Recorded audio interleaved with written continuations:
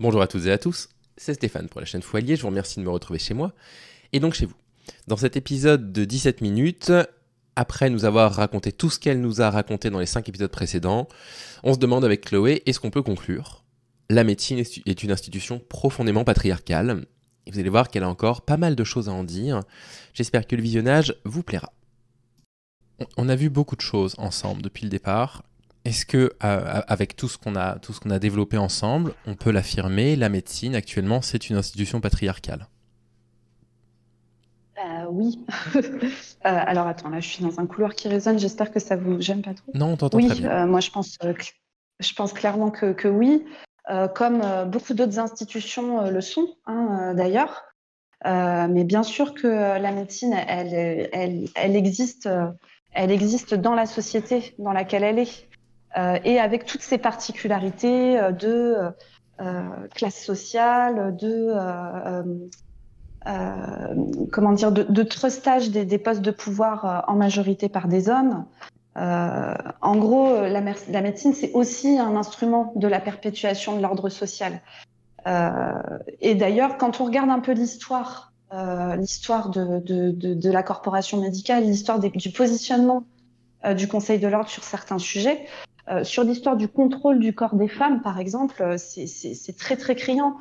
Dans les années 60, l'ordre des médecins, dans sa majorité, était très nettement positionné contre l'IVG, par exemple. Pour Absolument, oui. autant, au même moment, je sais que Stéphane t'en a parlé sur ta chaîne et c'est vraiment important de parler de cette histoire-là.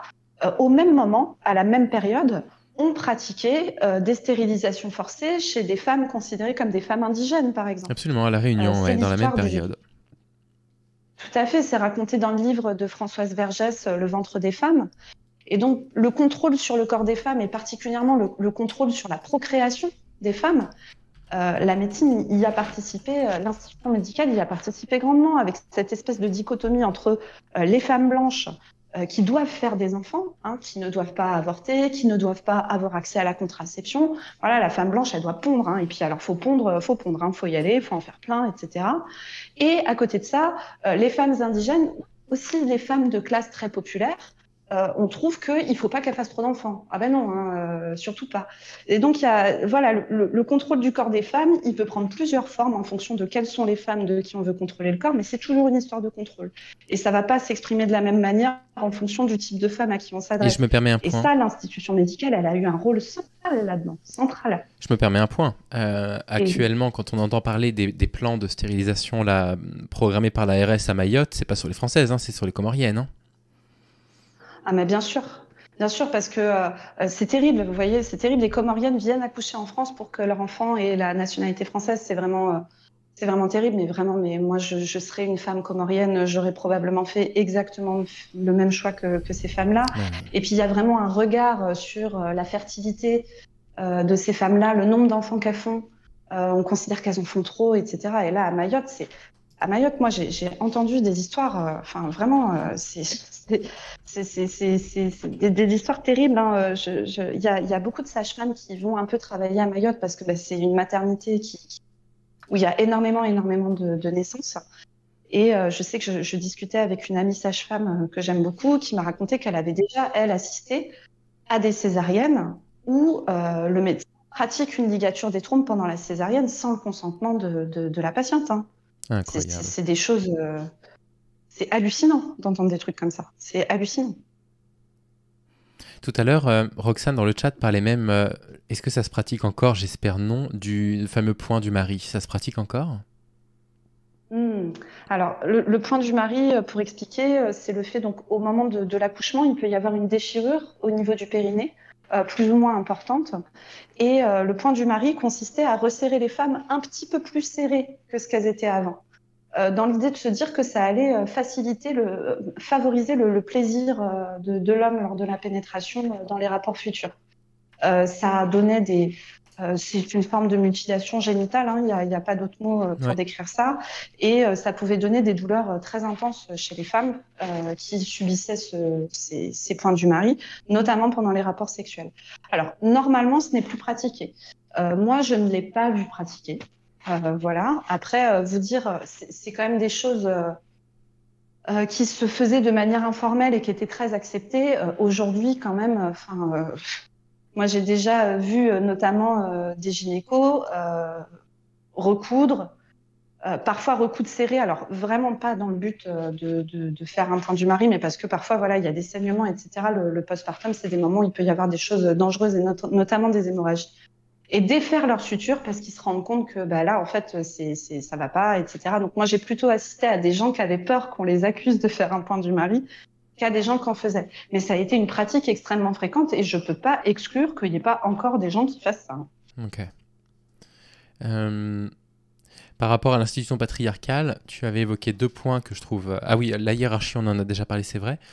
Et tout à l'heure, tu évoquais 2-3 trucs par rapport à la sémiologie, puisque tu disais à partir de la sémiologie des hommes. En fait, concrètement, ça voulait dire quoi? Ça voulait dire qu'on a plus étudié les hommes pendant nos études, donc on a plus l'habitude des effets secondaires qu'on pourrait avoir de tel ou tel traitement sur les hommes et pas nécessairement sur les femmes. Est-ce que ça veut dire aussi d'un point de vue anatomique, qu'on connaît mieux le corps des hommes que des femmes? Qu'est-ce que ça sous-entend, toute cette réflexion que tu as? Ah ben, sur tous ces points-là, en fait, la sémiologie, c'est-à-dire le fait d'étudier des signes cliniques, on sait que ça a été basé plus sur des sémiologies d'hommes que des sémiologies de femmes. Et du coup, ça fait que quand il y a des différences d'expression clinique, et on sait que sur certaines pathologies, je citais l'infarctus tout à l'heure parce que c'est très vrai, euh, les, les signes cliniques ne vont pas être forcément aussi proches de ce qu'on nous apprend dans les bouquins de médecine chez les femmes que chez les hommes de ce fait-là. Les traitements médicamenteux sont...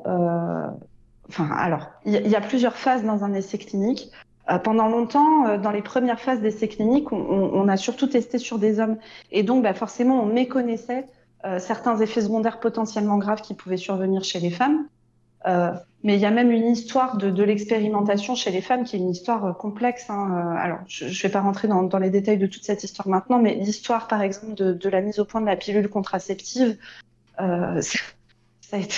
Enfin bon, quand on a voulu la mettre en place dans les années 50, la pilule contraceptive, elle a été expérimentée sur des femmes portoricaines en dehors de toute règle éthique et déontologique, avec vraiment cette idée que de toute façon, bon, si elles finissaient infertiles, c'était pas très grave, c'était des portoricaines, voilà.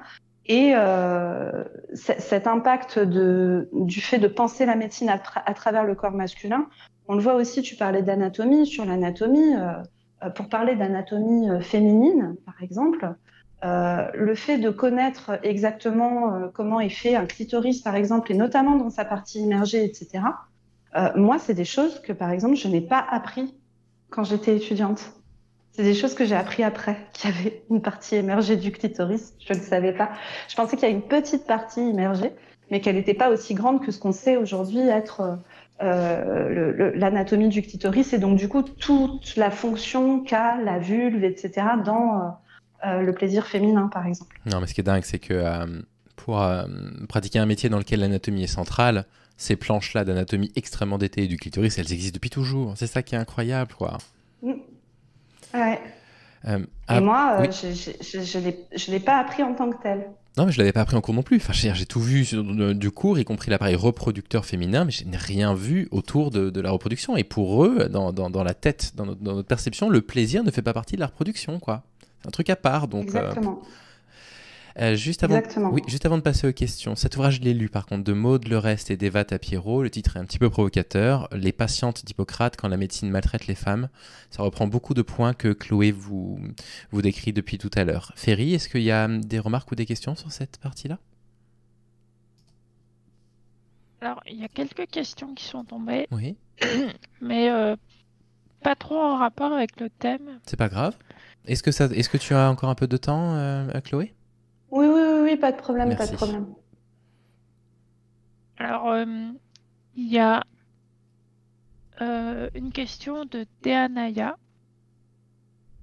Est-ce que justement tous ces comportements problématiques, manque d'écoute, manque d'empathie, poussent les personnes à se tourner vers des thérapies alternatives? Très intéressant comme question.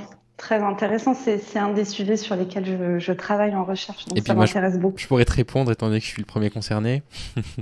Je t'en Tu prie, veux vas-y, Chloé. commencer à répondre, Stéphane, Oui, peut-être? bien sûr, j'ai Ça- dans les personnes que je Vas-y. vois, effectivement, pour leurs soins, je dois en avoir, je dirais, je sais pas, 10-15% qui viennent spécifiquement pour ça, parce qu'ils ont l'impression de ne pas être assez écoutés. Voilà. C'est un chiffre que je dis un peu comme ça au pif, mais j'en ai 2-3 par semaine, donc voilà, sur 25-30 personnes que je vois, ça doit être à peu près ça. Mais clairement, clairement, il y a un enjeu, il y a un enjeu énorme là-dedans. Parce que en fait, le fait que les gens aient des recours à des médecines dites alternatives, effectivement, ça pose beaucoup la question de à quels besoins nous, médecine dite traditionnelle, on ne répond pas. Et probablement qu'il y a une part d'écoute. Quand vous allez voir un médecin homéopathe, la consultation du médecin homéopathe, elle peut durer 45 minutes. Bon ben, et puis, il va vous parler pas que de votre symptôme, mais il va vous parler de votre histoire de vie, etc.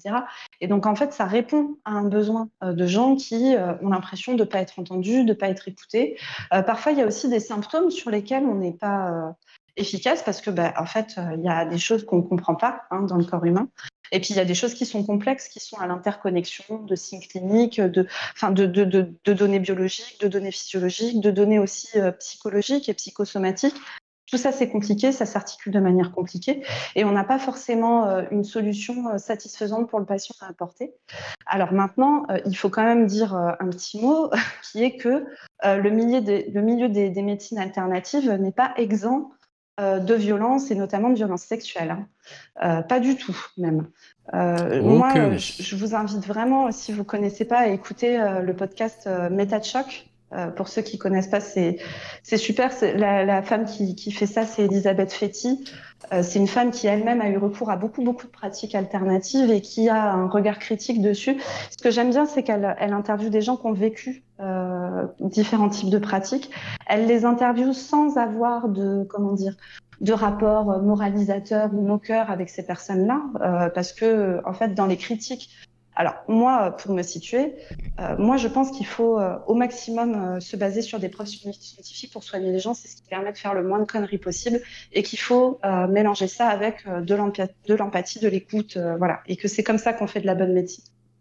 Par conséquent, moi, l'homéopathie, globalement, ce que j'y vois, c'est l'occasion du laboratoire Boiron de faire énormément d'argent sur le dos de la sécurité sociale, en n'ayant pas besoin de faire de la recherche parce que eux, ils savent que ça sert à rien, leur truc, ils savent que ça fonctionne pas. C'est pour ça qu'ils font pas de recherche d'ailleurs. Et Christian Boiron était classé 73e fortune de France il y a encore une dizaine d'années. Donc, c'est aussi des choses lucratives et il ne faut pas penser qu'il y a l'industrie pharmaceutique d'un côté et les gentilles médecines alternatives de l'autre. En fait, il y a de l'industrie des deux côtés. Il y a des intérêts financiers des deux côtés.